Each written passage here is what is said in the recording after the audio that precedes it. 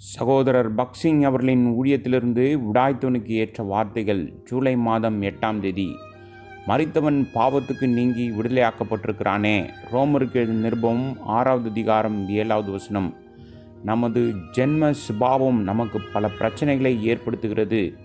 அந்த சீரழிந்த அசுத்தமான கேவலமான சுபாவத்தால் நாம் கட்டுப்படுத்தப்படும் வரையில் நாம் தெய்வீக வாழ்க்கை வாழ முடியாது.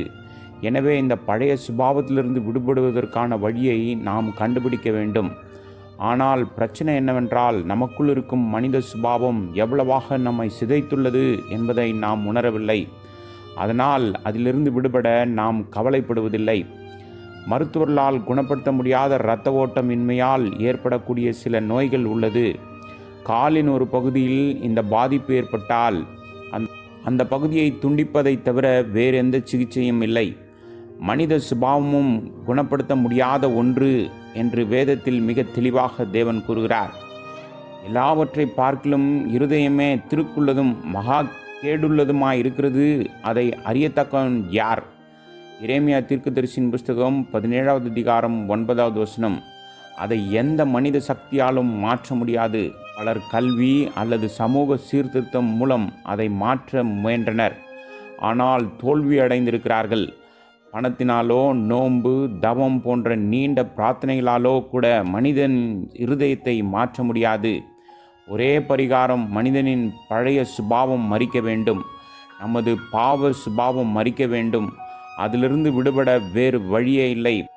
அதிலிருந்து நாம் விடுபடும் போதுதான் தெய்வீக ஜீவன் நமக்குள் பாயும். இந்த நோக்கத்திற்காக கர்த்தராகிய இயேசு மரிக்க வேண்டியதாயிருந்தது. நாம் பாவத்திற்கு மரிப்பதற்காக அவர் மரித்தார். கர்த்தராகிய இயேசு பாவம் செய்யவில்லை.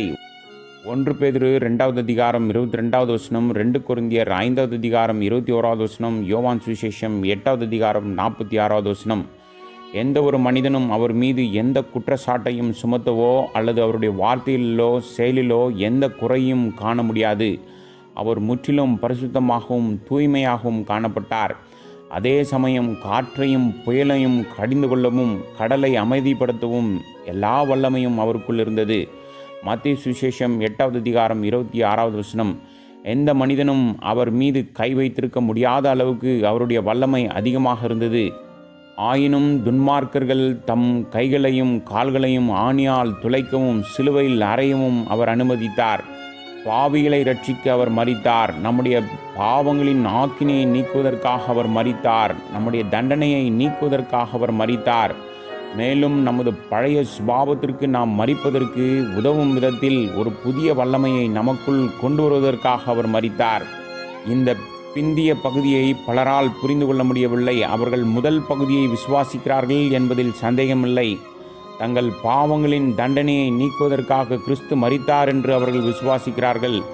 ஆனால் அவர்கள் சோதனையின் மீது ஜெயம் பெறுவதற்காக அவருடைய சொந்த விருப்பத்தையும் ஞானத்தையும் தோற்கடிக்க அவர் மரித்தார் என்ற 2வது பகுதியை அவர்கள் விசுவாசிக்கவில்லை.